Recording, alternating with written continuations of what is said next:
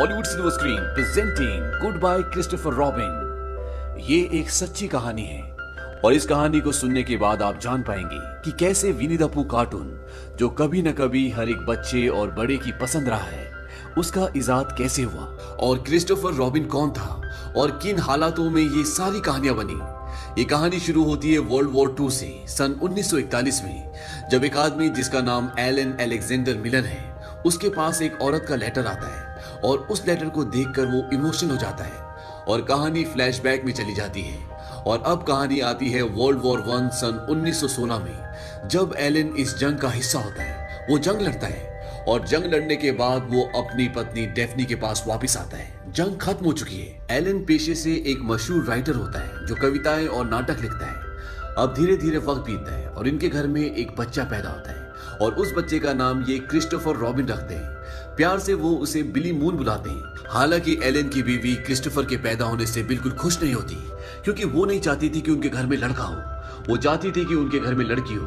वो एलन को बोलती कि मैं अब इससे प्यार नहीं कर सकती, क्योंकि जब ये बड़ा हो जाएगा तो ये भी जंग में जाएगा और मुझे भी इसका इंतजार करना पड़ेगा जिस तरह से मैंने तुम्हारा इंतजार किया था, वो भी बिना किसी उम्मीद के। और अब मेरे अंदर ये सब सहने की शक्ति नहीं है। इसके बाद वो क्रिस्टोफर रॉबिन के लिए एक नैनी रखते हैं जिसका नाम ऑलिव होता है और ऑलिव क्रिस्टोफर रॉबिन से बहुत प्यार करती है। धीरे धीरे वक्त बीतता है और क्रिस्टोफर रॉबिन 3 साल का हो जाता है। लेकिन इन 3 सालों में सिर्फ ऑलिव ने उसका ध्यान रखा होता है, क्योंकि उसके माँ बाप पार्टीज में और अपने काम में बहुत बिजी होते हैं। वो क्रिस्टोफर रॉबिन पर ध्यान दे नहीं पाते और एलन लगातार नाटक लिखता है। लेकिन अब वो अपने काम से ऊब चुका है और वो किसी आइसोलेटेड जगह पर जाना चाहता है जहां पर वो कुछ नया, कुछ अच्छा लिख सके। इसीलिए वो अपने पूरे परिवार के साथ इंग्लैंड की एक कंट्री साइड जगह पर चला जाता है, जो पूरी तरह से एक जंगल होता है। और अब एलन का पूरा परिवार वहां पर शिफ्ट हो गया है। लेकिन वहां पर शिफ्ट होने के बाद भी एलन कुछ ज्यादा लिखता नहीं है। अब जब यहाँ पर उनका पूरा परिवार शिफ्ट हो जाता है तो डेफनी अपने बेटे क्रिस्टोफर रॉबिन को कुछ खिलौने देती है, जिसमें एक टेडी बेयर होता है, एक पिगलेट होता है, एक टाइगर और एक गधा। और इन सब खिलौनों को पाकर क्रिस्टोफर रॉबिन बहुत खुश होता है। क्रिस्टोफर अपनी मॉम से पूछता है कि इस टेडी बेयर का नाम क्या है। उसकी मॉम बोलती है कि इसका नाम एडवर्ड है। और अब वो अपने खिलौनों के साथ खेलना शुरू कर देता है। अब एक दिन क्रिस्टोफर के डैड एलन जंगल की तरफ जा रहे होते हैं और क्रिस्टोफर भी उनका पीछा करना शुरू कर देता है। और जब उसके डैड उसे देखते हैं तो उसके डैड बोलते हैं कि तुम्हें घर जाना चाहिए। क्रिस्टोफर बोलता है क्या मैं वापस चला जाऊं? उसके डैड बोलते हैं कि नहीं, चलो मेरे साथ। और वो दोनों आगे चलना शुरू करते हैं। अब क्रिस्टोफर अपने डैड से बोलता है कि मेरे पास जो डोंकी है, क्या आप उसके लिए कोई नाम रख सकते हैं? उसके डैड बोलते हैं कि उसका नाम ईयोर है। और इस नाम को सुनकर क्रिस्टोफर बहुत खुश होता है। अब जब ये आगे जा रहे होते हैं तभी एलन को मधुमक्खियों की आवाज सुनाई देती है और उस आवाज को सुनकर वो सहम जाता है। दरअसल उस आवाज से उसे वर्ल्ड वॉर 1 की याद आती है, जब वो जंग में था और आज भी उसके दिमाग से वो यादें निकल नहीं पाई हैं। क्रिस्टोफर बोलता है कि ये तो सिर्फ मधुमक्खियां हैं, ये अपना शहर ढूंढने के लिए आई है।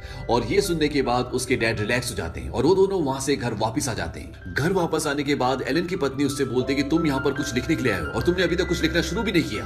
जंग के बाद पूरा देश सदमे में, लोगों की जिंदगी बेरंग हो गई है और अगर तुम जंग के खिलाफ किताब लिखोगे तो तुम उनकी बेरंग जिंदगी में रंग भर दोगे। डेफनी बोलती है कि मैं लंदन जा रही हूँ, क्योंकि तुम एक ऐसे राइटर हो जो लिखता ही नहीं और अगर तुम लिखोगे नहीं तो तुम्हें झेलना मुश्किल है। एलन बोलता है कि तुम वापस कब आओगी? वो कहते हैं कि जब तुम लिखना शुरू करोगे। अब जब वो लंदन जा रही होती है तो नैनी बोलते हैं कि मैं और क्रिस्टोफर भी आपके साथ आ जाते हैं ताकि हम क्रिस्टोफर को जू दिखा सकें। और क्रिस्टोफर, नैनी और क्रिस्टोफर की मॉम डेफनी ये सब के सब लंदन में जू जाते हैं। जू में ये सब एक बहुत बड़े बेयर को देखते हैं। क्रिस्टोफर पूछता है कि इसका नाम क्या है? नैनी बोलती है कि इसका नाम विनी है, क्योंकि ये विनीपेग से है। जू घूमने के बाद नैनी और क्रिस्टोफर घर वापस आ जाते हैं, लेकिन उसकी मॉम डेफनी वहीं लंदन में रुक जाती है। और अगले दिन नैनी को 3 दिन की छुट्टी लेकर अपनी मॉम को देखने के लिए जाना पड़ता है, क्योंकि उसकी मॉम की तबीयत बहुत ज्यादा खराब होती है और इनका कुक भी पहले से छुट्टी पर होता है। इसीलिए घर पर अब सिर्फ क्रिस्टोफर रॉबिन और उसके डैड एलन बचे हैं। अगली सुबह जब एलन कुछ लिख रहे होते हैं तभी उनके पास क्रिस्टोफर आता है। क्रिस्टोफर बोलता है कि मुझे पता है कि आप जंग के लिए कोई किताब लिख रहे हैं, ये एक अच्छा आइडिया है। अगर आप मेरे लिए कुछ लिखेंगे तो मैं उसे जरूर पढ़ूंगा। एलन बोलते हैं क्या तुम मेरे साथ बाहर घूमने चलोगे? क्रिस्टोफर बोलता है ठीक है। और ये दोनों बाहर घूमने जाते हैं। और जब ये घूम रहे होते हैं तभी क्रिस्टोफर उसे बताता है कि जब हम जू में गए थे तो वहां पर मैंने एक भालू को देखा था जिसका नाम विनी था। और उसका नाम विनी इसलिए था क्योंकि वो विनीपेग से था। सिपाहियों ने उसकी मॉम को मार दिया और वो जू में आ गया, जहां उसे सब घूरते हैं। इसके बाद एलन अपने बेटे को बोलता है कि यहाँ पर मधुमक्खियां हैं अगर यहाँ पर मधुमक्खियां हैं तो यहाँ पर भालू भी होंगे। क्रिस्टोफर बोलता है कि यहाँ पर भालू नहीं है।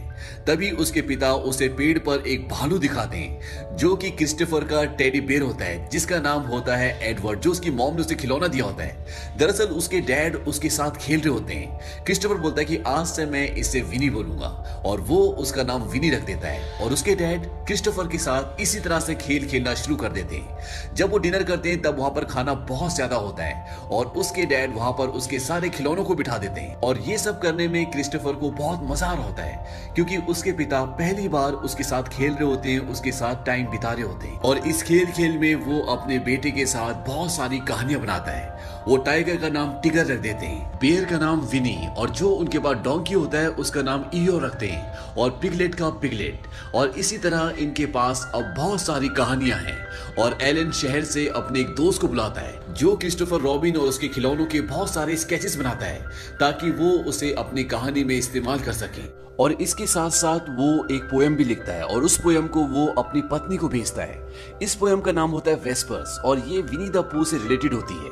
और कुछ दिनों बाद उसकी पत्नी घर वापस आ जाती है और वो उसे बताती है कि मैंने तुम्हारी पोयम को पब्लिश करवा दिया और वो लोगों को बहुत पसंद आई है। और अब एलन विनी द पू किताब के ऊपर और भी ज्यादा मेहनत करना शुरू कर देता है। और जब उसकी पहली किताब पब्लिश होती है तो वो रातों रात फेमस हो जाता है।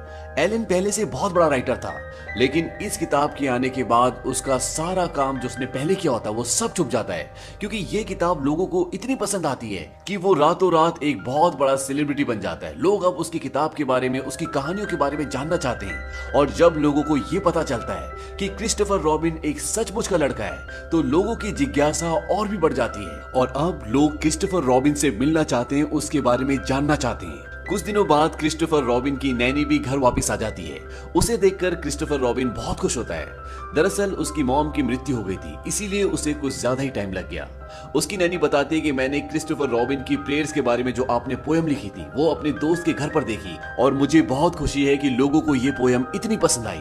दरअसल एलन ने जो पोयम लिखी थी वो क्रिस्टोफर रॉबिन की प्रेयर्स के बारे में थी जिसे सभी लोग बहुत पसंद कर रहे थे। अब जब क्रिस्टोफर रॉबिन इतना फेमस हो चुका है तो उसका पूरा लाइफस्टाइल चेंज हो चुका होता है। उसके लिए कई चिट्ठियां हर रोज आती है, वो पार्टीज में जाता है, लोग उसके साथ फोटो खिंचवाना चाहते हैं, उसके ऑटोग्राफ चाहते हैं। लेकिन क्रिस्टोफर रॉबिन को ये सब इतना पसंद नहीं आता क्योंकि वो सिर्फ जंगल में अपने पिता के साथ खेलना चाहता था। लेकिन अब वो सारा का सारा खेल बंद हो चुका है क्योंकि एलन जो कि उसके पिता हैं वो अपने काम में इतने बिजी हैं कि वो क्रिस्टोफर रॉबिन को वक्त दे नहीं पाते। जहां पहले वो बैट बॉल खेलते थे, एक साथ कहानियां बनाते थे, अब वो अपने बेटे क्रिस्टोफर रॉबिन को बिल्कुल भी वक्त नहीं दे पाते। वो हमेशा पार्टीज में या अपने लिखने के काम में बिजी रहते हैं और इस बात से क्रिस्टोफर रॉबिन बहुत उदास भी हो जाता है। क्रिस्टोफर रॉबिन की जो नैनी होती है वो भी नहीं चाहती कि क्रिस्टोफर रॉबिन की जिंदगी जिस तरह से चल रही है उस तरह से उसकी जिंदगी चले क्योंकि वो जानती है कि वो सिर्फ अपने पिता का साथ चाहता है। उसे पार्टीज, ये इंटरव्यूज, ये चमक धमक की दुनिया, इससे कुछ लेना देना नहीं है। लेकिन ये बात उसके माँ बाप नहीं समझ पाते और बिली के पास अब सिर्फ उसकी नैनी का प्यार है। लेकिन कुछ दिनों बाद नैनी को भी एक आदमी से प्यार हो जाता है जिसका नाम एल्फ्रेड होता है। और जब बिली को ये बात पता चलती है तो उसे बहुत दुख होता है क्योंकि वो नैनी को किसी के साथ भी बांटना नहीं चाहता। हालांकि नैनी उससे अपने बेटे से भी ज्यादा प्यार करती है। लेकिन क्रिस्टोफर रॉबिन को लगता है कि अगर उसने एल्फ्रेड से शादी कर ली तो वो मुझसे दूर हो जाएगी और वो ये बात अपने मॉम डैड को बता देता है कि वो शादी कर रही है क्योंकि उसे लगता है कि अगर उन्होंने शादी कर ली तो वो मुझे हमेशा के लिए छोड़कर चली जाएंगी। और जब उसके मॉम डैड को ये बात पता चलती है तो क्रिस्टोफर की मॉम डेफनी नैनी को ताना देती है। वो बोलते कि अब हमें समझ में आया है कि हमारा बेटा इतना उदास क्यों रहता था। नैनी एलन को बोलते कि आप वो बिल्कुल नहीं कर रहे जो क्रिस्टोफर के लिए अच्छा है, आप उसे अपनी किताबें बेचने के लिए इस्तेमाल कर रहे हैं। उसे एहसास दिलाइए कि आप उसकी परवाह करते हैं। क्रिस्टोफर की मॉम डेफनी बोलती कि परवाह, मैंने उसे पैदा किया है। नैनी बोलती कि माफ करना, पर पैदा तो जानवर भी करते हैं। वो एलन को बोलती है कि एक पिता को अपने बेटे का साथ देना चाहिए, उसे आपकी जरूरत है। और नैनी काम छोड़कर चली जाती है। क्रिस्टोफर को इस बात से बहुत दुख होता है। हालांकि नैनी के लिए भी उसे छोड़कर जाना इतना आसान नहीं है क्योंकि वो उसे बहुत प्यार करती है। लेकिन अब वो मजबूर है। और नैनी के जाने के बाद धीरे धीरे एलन को यह एहसास होता है कि उसने गलती की। दरअसल ये क्रिस्टोफर रॉबिन की खेलने कूदने की उम्र है, ना कि इंटरव्यू देने की, पार्टीज में जाने की। और वो एक दिन अपने बेटे को बोलता है कि आज के बाद मैं क्रिस्टोफर रॉबिन के बारे में, विनी द पू के बारे में, टिगर के बारे में कुछ भी नहीं लिखूंगा, एक लफ्ज भी नहीं। क्रिस्टोफर रॉबिन बोलता है क्या अब विनी द पू दोबारा से हमारा हो जाएगा? एलन बोलते कि नहीं, अब वो दुनिया का हो चुका है। लेकिन मैं तुमसे वादा करता हूं कि मैं क्रिस्टोफर रॉबिन के बारे में एक लाइन भी नहीं लिखूंगा, और ना ही अब तुम्हें फोटोग्राफ्स खिंचाने पड़ेंगे, ना ही बड़े बड़े लोगों के साथ चाय पर जाना पड़ेगा।